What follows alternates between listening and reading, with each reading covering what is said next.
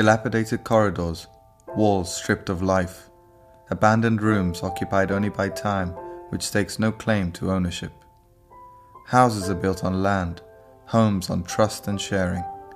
While division has become a reality embedded in Cyprus, one organization is quietly working on building a home for cooperation on the ceasefire line.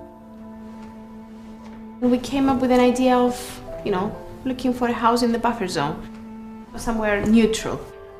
That would be the first intercommunal building that promotes research and dialogue and issues regarding history education. Do we have a space in the north? Do we have a space in the south? And it's the common problem that everybody has, actually, Right. That's trying to work, across the divide. But it will always be in the middle, though. And that's the point, that it's, the meeting point. The Association for Historical Dialogue and Research was set up in 2003 with the aim of bringing historians and educators together from both sides of the dividing line to work on issues regarding history and history teaching, research and methodology, in the hope that this will strengthen peace, stability, democracy and critical thinking on the island. In a bold attempt to create a common space, the association raised enough funds to buy and renovate a derelict building sitting in the buffer zone. So the place was built in the early to mid-50s. It was flats upstairs, shops downstairs. After 74, there was a Danish field hospital upstairs, and my sister and brother-in-law started the business next door. They made T-shirts and sold T-shirts to the UN, basically.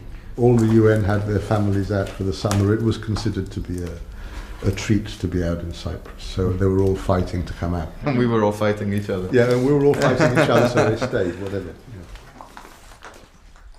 I remember as a child, when we lived here, we used to stand on the edge and watch the Queen's birthday parade. The British used to have a military parade here, and they used to march up and down in the centre of the moat there.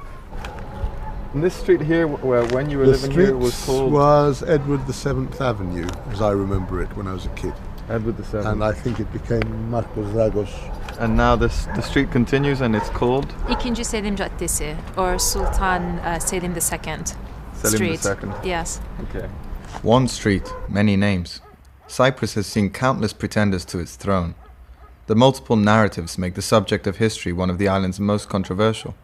History teaching is not something static, something that continuously there's revision based on new research findings, new studies. So this is what we're trying to follow up and create a basis where Cypriots, researchers and academics and teachers and civil society activists can work together. To be able to take the perspective of the other is a development. The skill to question your current, let's say, perspective by incorporating other perspectives and reaching a higher level of understanding through a discipline argument.